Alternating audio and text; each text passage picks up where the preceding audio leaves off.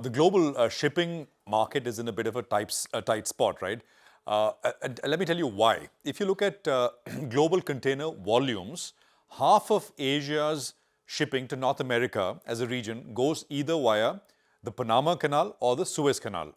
Now, a Panama Canal, thanks to, in part to the El Nino impact, is suffering its worst drought since 1950.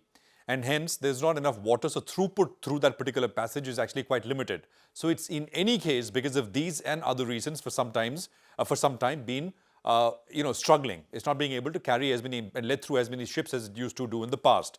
The Suez Canal approach, meanwhile, has now been attacked by Yemen-based Houthis, leading to most large shippers refusing to ply that route. The world's largest liner, MSC, has announced that it will reroute all Europe-bound vessels via the Cape of Good Hope until further notice.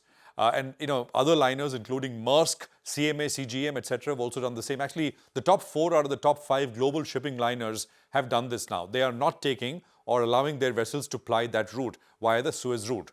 Now, why is this important? Why is Suez Canal and that sort of passage through so important? Suez actually serves 34% of the global container traffic.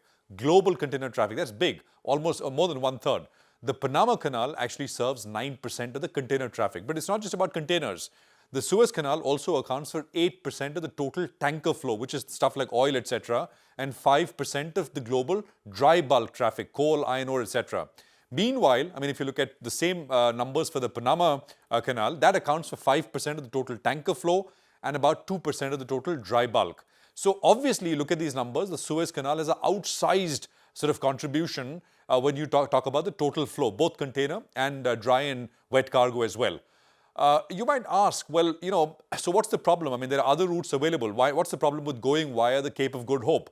Well, the simple answer to that is that the voyage, the time taken to sort of go between point A and point B via the Suez, the Panama, or via the Cape of Good Hope, it becomes much longer. For example, if you take sort of a ship going between Shanghai and New York, the time taken is 17% longer and 34% longer via the Suez Canal and the Cape of Good Hope, respectively, as compared to the time taken via the Panama Canal against each of these.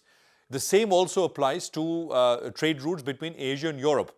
For example, the voyage between Shanghai and Rotterdam, that is the Netherlands, is 32% longer via the Cape of Good Hope as compared to the Suez Canal. And of course, the Suez is longer than the Panama.